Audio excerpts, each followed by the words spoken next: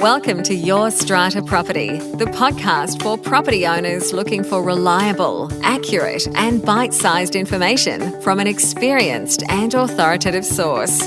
To access previous episodes and useful strata tips, go to www.yourstrataproperty.com.au.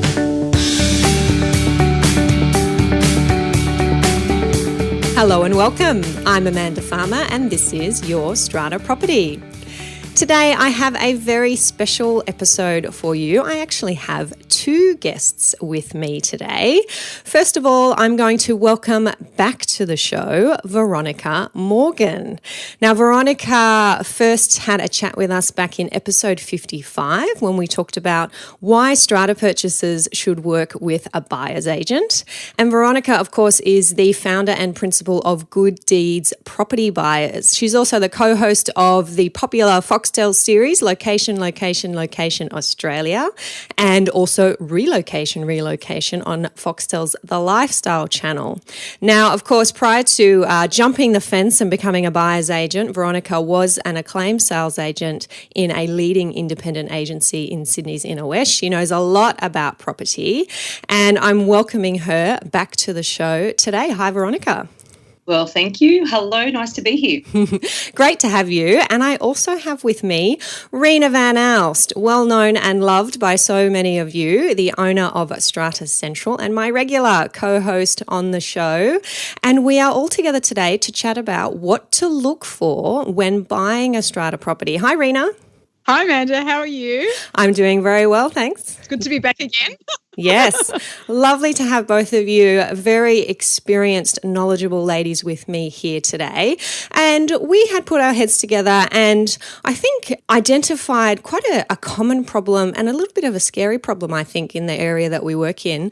Strata owners buying into strata, looking at buying into strata and not really knowing much about what it is, what to expect, what are some of the common problems. And we thought together, let's have a chat about it on the show and try and head off some of that confusion at the pass and see if we can create a smoother transition for people who are entering what doesn't necessarily have to be a complicated, scary space, but sometimes is.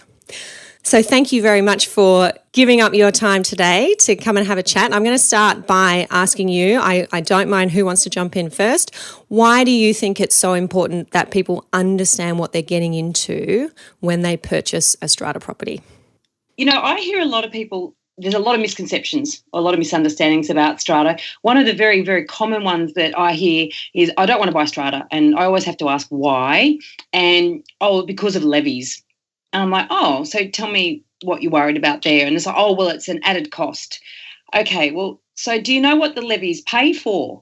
You know, and so when we had the conversation to say, well, okay, when you own a house, you are going to have to pay for insurance. You are going to have to pay for maintenance. You are going to have to pay if the roof needs fixing. You're going to have to pay if there's, the side pathway and there's a tree that the roots rip it up and all that, all the plumbing problems, all of that sort of stuff. You pay for it, but you pay for it as and when it happens. And you don't have much discretion around that, and you don't necessarily even budget for it. You just have to pay for it. Whereas in a strata building, of course, it is budgeted for. And a good, well-run building, and Rena, I'm sure that you've got lots to say about this, will account for it and budget for it and anticipate that expenditure and also manage how it is spent as well. And that is the same things you're going to have to pay for if you own a house, except that you share the responsibility. So once I sort of put that to them, they think about it quite differently. Mm. Yeah, my experience has been that people actually don't understand what they're buying into. So they think they're actually buying an apartment and that apartment is totally theirs. They can do whatever they want when they want. And as Veronica said, I think another very common issue that comes up is levies. But I think another thing that people should understand is, how is the building being run by both the strata managing agent and the strata committee? Because in a well-run building, all the things that you're talking about, maintenance, improvement, all that stuff sort of happens. Whereas if there are buildings where there's conflict between the various members or owners in the building, it can actually cause a lot of problems, I think, for people individually. And they don't realise that they're not just buying into their own space, their own apartment where they can just sit there and, like it's their home, but they're part of a community. And therefore, there are other people that normally in a house purchase you wouldn't have to think of, apart from your neighbour perhaps on either side and behind you. Whereas in a strata scheme, it's communal living, and there's a lot to think about that comes with that, both behavioural issues, financial, unfortunately political. And hopefully if you do your homework and check out the records and understand what you're buying, I think that there'll be a much easier process when you do eventually move in and live there. And therein lies the big challenge, isn't it, really? So that checking the records and understanding what you're looking for when you're doing that. Yeah, that's exactly what I was going to ask you, Veronica. As a buyer's agent, how often are you seeing people who understand the need to do that homework, to check the records? And perhaps if you're recommending it, do you have some pushback there from clients? Oh, no, I don't need to do that. Oh, isn't that an added expense? Oh, it'll all be fine. What are you seeing on your side? Well, interestingly enough, not much pushback on getting a strata report, but a hell of a lack of understanding of what to expect in it, and the fact that they are inconsistent, and to what even to look for. And quite often what we see is that, people may have come to us, they may have already been through a process of looking at some properties, for example, and they've been thinking, okay, well, I just get a strata report, or my solicitor gets a strata report, and then the solicitor reads it. And whenever I've encountered a solicitor who's actually read the report, and a lot of them now will actually say, no, I don't do that. But those that do, they pretty much only comment on the balances, the fund balances. And it's like, oh, my God, if you get the report, that's fine, but it's not enough to just get the report. You have to read it and understand it, and also start to understand that it might be missing a hell of a lot of information. And I know when I was talking to you, Rena, you mentioned about the inspectors coming into your offices and the vast difference. Were they talking to you? Yes. I was shocked when you told me about that. Yeah. Well, I mean, my experience has been that, the reports vary, because I've been given copies of reports from various purchasers that end up being, owners in some of the buildings that we manage. But most communication now takes place on email. I mean, you do get phone calls, but the majority of it is in writing. And yet I haven't had one strata search company ask me to look at the emails. And I'm thinking, the minutes, usually are a summary. They don't show the whole picture necessarily. Some buildings don't meet regularly. Some buildings, do a lot of work on email, approving things and then ratifying them later on. And I'm just surprised that no one looks at emails. It's just... but I think also maybe it's obviously a cost issue, because, the more time the searcher has to spend perusing all the information, obviously the more they have to charge. So I'm not sure if it's more a costing where people try and just spit out a sort of a standard report just to keep at a certain cost to be competitive, versus, really putting in the time. And, you're spending over obviously, Veronica, all of us know, and Amanda, in Sydney prices, there's nothing under $1 million. And people are spending $1 million, and yet, sometimes they worry about spending an extra $1,000 on getting a proper report that would give them all the information. I'm not even sure that the inspector companies even offer a more comprehensive option. Yeah. I think you're right, actually. Yeah. And I'm glad that you mentioned that figure, Rena, when you say $1,000, because I've purchased strata myself before, and I've purchased quite recently, and I've gone to do the work myself of going to look at books and records, because the template, as you say, strata reports that I see are just not good enough. And yes, I look at it through the lens of a lawyer, but it's also something that I'm investing a lot of money in, and I'm going to spend that couple of hours, and yes, that's $1,000, a couple of hours, looking through the records and looking at things like the harmony in the building. Are there any tribunal applications? Is there one particular owner who seems to make a lot of complaints, and is that person going to be my new neighbour? That doesn't necessarily come through in your template strata report. No. You're just getting the balances, you're getting the minutes of the last meeting, and there are only things that you pick up when you have someone like a strata lawyer go through and search through those records with some background knowledge of where future problems lie, and they're often hidden to the naked eye, if you like, until they crop up and cause that discontent and that cost. It's an interesting one. So, and I'm obviously alarmed by this, because, look, we have a process. We read strata reports, and we look for the gaps and then seek to find out the answers to those gaps. But what we often find is that you ring the strata manager, and certain companies will have a policy not to speak to anybody other than an owner. So they may well have authorised the actual giving access to the records to the inspector, but that's it. That's as far as they go. So there's very little insight to be gained through the actual manager themselves. So I guess, Rena, And Amanda, I'd be really keen on some suggestions. I mean, I know what we do. We dig. But for somebody doing it themselves, how on earth are they going to find out that information? Well, I mean, I think in a previous episode on this podcast, I did speak about an experience where I had someone that rang me and wanted more information. And normally, the reason that managers say they can only speak to owners is because they are engaged by the owners corporation. So that's, it's a law of agency.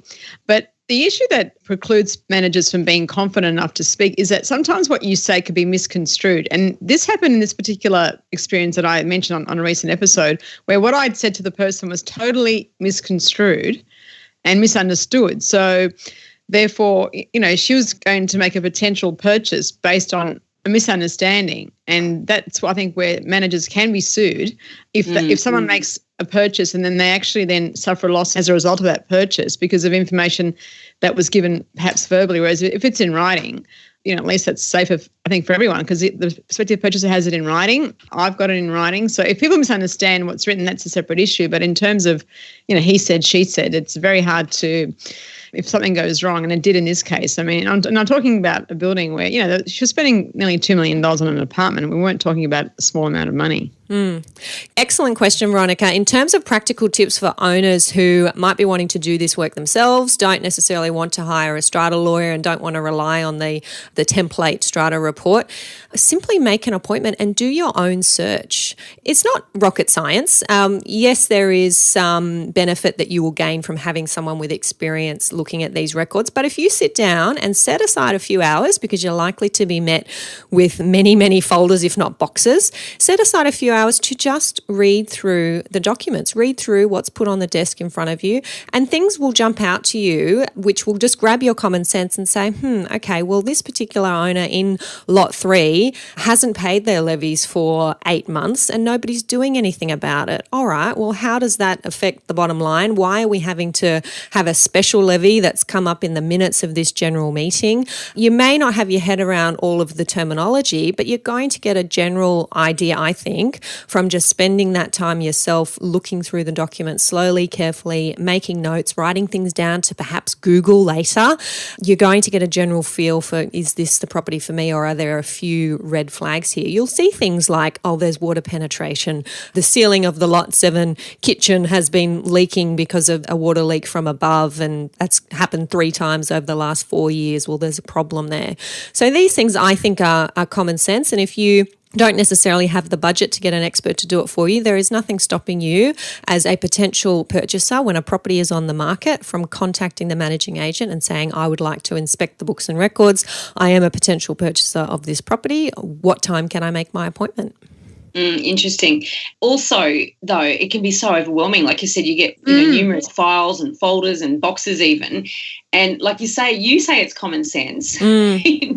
I guess what we look for, if there's not enough information, you don't just say, good, this building's got no problems because there's no information, but there's no complaints or there's no defects or anything. So there's too little information is one red flag. Too much is a scary proposition because it's like, oh my God, this is just an absolute can of worms. So it's sort of like the middle ground in a way. You know there's going to be issues that crop up. You just want to make sure that they've been managed and handled in a really sensible and professional way. I guess that's sort of it, isn't it? Is that what you're summarising it down to, or would you summarise it down to that? I think, yes, there's common sense involved, and something that I'm actually thinking, and I've done it myself when I've inspected strata properties for purchase, there's always sticky beakers that live in the building and they come and have a look at the open for inspection and check out the apartment, and you know who they are. And if you keep your ears open to what they're saying to the agent, I just live in apartment number 30, I'm just sticky beaking, grab that person and say, hi, how long have you lived in the building? What kind of a building is it? Is it nice? I've lived here for 25 years. It's lovely. It's quiet.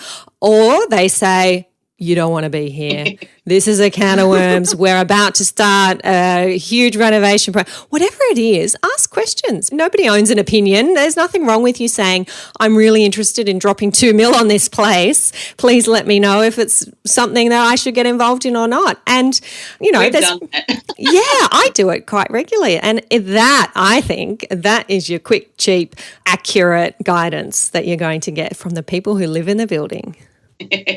That's a nice tip. I love that one. So, look, we've talked about levies. Rena, from your perspective, have you had people who are new to strata, if not new to property generally? They might be sort of first home buyers and they've just bought their first property and it happens to be strata, or they might be coming from a freestanding home. Maybe they're empty nesters or downsizers. What are they ringing you up, asking you about? What are some of the common misunderstandings or the gaps in the knowledge? Is it about renovations? Is it about what are bylaws? What are the common things that maybe we can cover off today? Yeah, I think part of it, first one is, what can I do?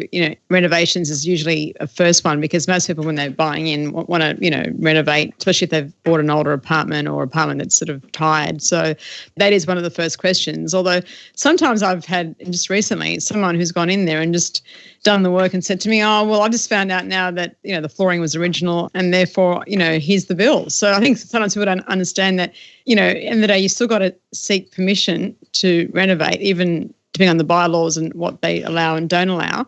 But you can't actually, like you do in a home, just pay for things and then get a bill and then say, can you pay it? So there's a big misunderstanding, I think, about, what do I own and how does that work? Yeah. I think levies is another big one, as Veronica mentioned, what's it for? People see it as an expense. And the final thing I think people don't understand is about repairs. People think that, this has been a problem before I bought this apartment. Why can't it be fixed tomorrow? And they don't realise that you have to get quotes. A committee has to consider the quotes. We look at the budget. Do we have enough money? So you can't just get things done straight away for you like you can in a freestanding home. That's a very common misconception about repairs and the timing and the quantum. Yep, absolutely. I'm actually experiencing that myself at the moment, Rena, because my husband and I have bought into strata after many years in a freestanding home, and we're living in our strata property, which I'm really, really enjoying. But there's a couple of things that need to be done, and explaining to my husband, who you would think has been passively living and breathing strata for a long time, that we cannot just go ahead and start ripping up cables and attending to things that we think need repairing. We do need to make sure if we're affecting common property that we're running that past the strata manager. So thanks for raising that. I think it is a really common misconception. Now, Veronica, is there anything that you wanted to add in terms of common misconceptions or misunderstandings that you come across when you're assisting clients to purchase strata properties? Yeah, I think and it goes to that levies idea as well, which is all buildings with pools, gyms, lifts are expensive to live in. They're not all, because it very much depends on the complex, obviously, and how many lots are actually sharing those facilities. And so that's just one thing. And also a lot of people think that big complexes are not good to buy into. And as a general rule of thumb, I do prefer smaller complexes, but too small can be a problem. And, and some big ones are fabulous communities, fabulous places to live. And you can see certain evidence in that people like to upgrade within the complex, or, tenants like to stay within the complex. And also they have, community events and, cocktail parties and various buildings and complexes are quite amazing places to live. And so over time we sort of develop an understanding of which ones of those are really well accepted in the general buying community. And, I mean, the good ones are a small proportion of the total that are out there, let's face it, when you get into those massive complexes. But they do exist, and I think a lot of people just automatically assume that none of them are any good. I attended a conference earlier this year, and I think it was the Deakin University conference, where a bunch of academics get together from around the world and share their research. And one of the academics had done some research on what size building is the most community-minded. So where are you going to get enough interaction with enough different people that you get some diversity, but also that you know everybody's name when you see them in the lift. So not too small, not too big. And they'd come up with about 40 units in a block is a good size for getting a nice range of different viewpoints and enough people and enough skills around to help with projects, but not so large that you were strangers in your own building. So I thought that was really interesting. Yeah, I like that. I'll try and find out what that research was, and I'll pop a link to it in the show notes so that can be shared. Have you got any stories, Veronica or Rena, to share perhaps with clients that you've worked with either before the buying process or after who've been pleasantly surprised by their experience of strata? Look, I've got some, particularly in Sydney because of the affordability crisis, as the media likes to call it.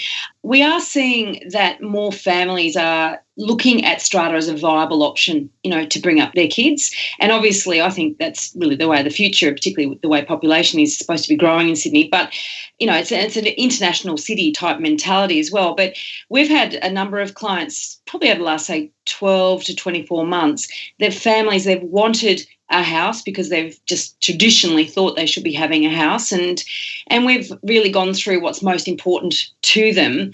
And when location and the connectivity to their existing communities and work and school and family and all those sorts of things and friends, when that is really a primary driver in their search, then what we've put to them that, strata gives a great alternative and a much more affordable alternative to families in order to stay more connected to your existing networks. And obviously we focus on the 10K radius of the CBD, so we're talking close in as well. And we've had a number of clients that have bought either a townhouse or 3-bedroom apartments. And in fact, we've got one young family who I think they're just about to move into their first home, which is an apartment in Drummoyne. And we found a 2-bedroom apartment, which was 120 square metres on title, which is pretty big.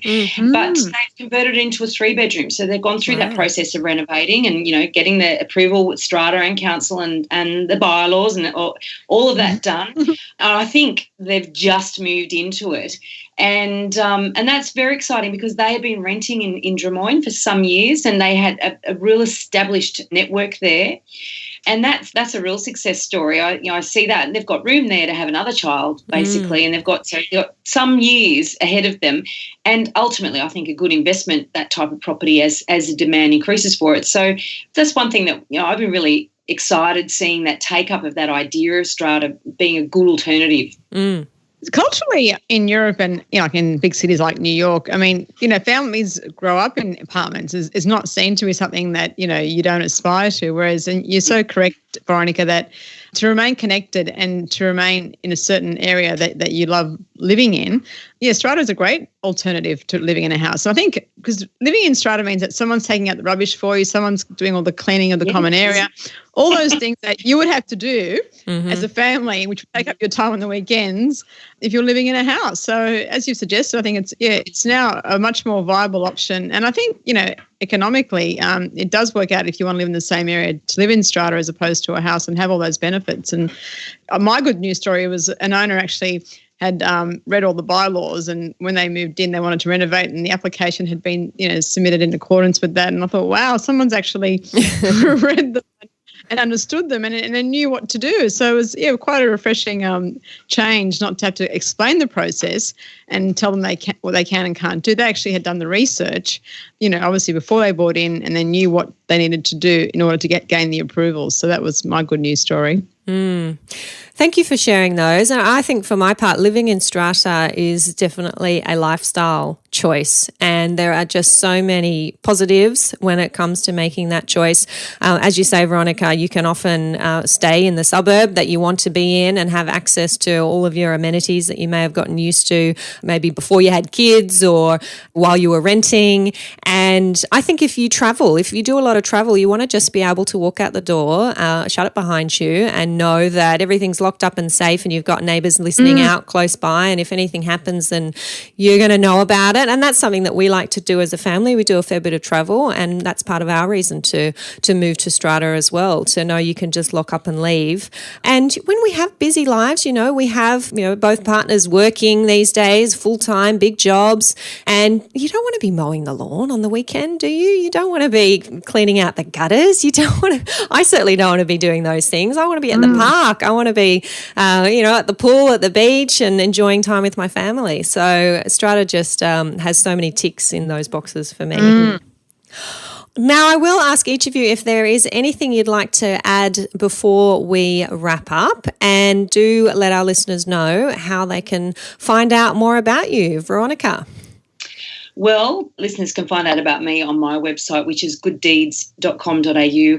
I have a very extensive blog there. There's lots of resources, and I've got actually a couple of blogs in there in particular about how to choose the best apartment in a block as well. So there's some thinking I might need to write a blog about how to read strata reports. So Sounds good. But also, I'm launching my own podcast. Well, hopefully by the time this episode goes to air, it will be launched, but if not, it'll be imminent. So it's called The Elephant in the Room. Ooh. And it's all about, who's really making the decisions when you buy a property, because the elephant is a metaphor for your emotions and your rational mind is the rider. Now, if you think about riding an elephant and the elephant wants to go left and you want to go right, I'm fairly certain you're going to be going left. And the thing is that our elephant is making a lot of decisions for us when we buy property. Property is a very expensive purchase, however, a very, very emotional one. I think we need to acknowledge the emotion that's involved. And so the podcast is all about that. And we I'll have to get you both on it. Yes, please.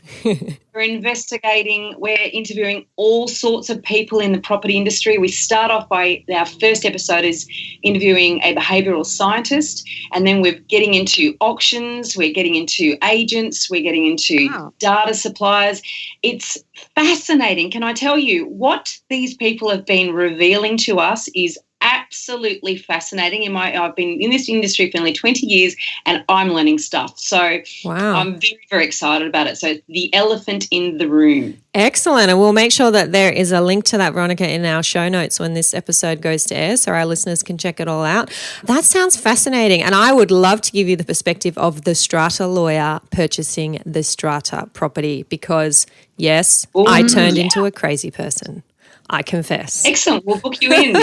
And I can also tell you the perception of a strata manager doing her own search, buying a strata property years ago. You're both on my list. Excellent. Rena, is there anything that you'd like to add before we wrap up and remind us how to find you? Yeah, my company is Strata Central and our website is stratacentral.com.au. We also have a monthly newsletter that you can subscribe to on the website, and we're upgrading our website in the next few weeks to add a few more things. But just on a final note, I think there's a publication that's put out by New South Wales Fair Trading on living in strata, and I think that is such a very well-structured booklet that tells you so many things in a very sort of condensed way, and it's displayed in a very layman's terminology, uses a lot of layman terminology. So I think for owners, and maybe it's something perhaps that you might think about, Veronica, giving them the link to that publication, and you can also get it in hard copy. But having a read of that, I think, for people gives you a bit of a flavour of what strata is. So I think for prospective purchasers, that is a really good publication to actually look at and read. So that's just my final little tip for all our listeners today. Thanks, Rena. I will make sure there is a link to that Strata Living Handbook in the show notes for this episode.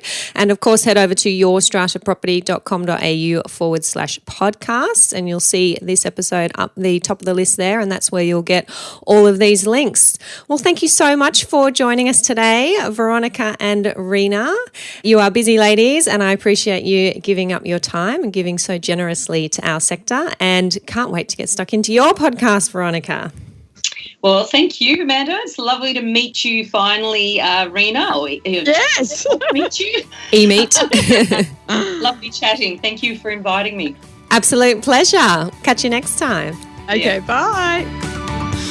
Thank you for listening to Your Strata Property, the podcast which consistently delivers to property owners reliable and accurate information about their strata property. You can access all the information below this episode via the show notes at www.yourstrataproperty.com.au. You can also ask questions in the comments section, which Amanda will answer in her upcoming episodes. How can Amanda help you today?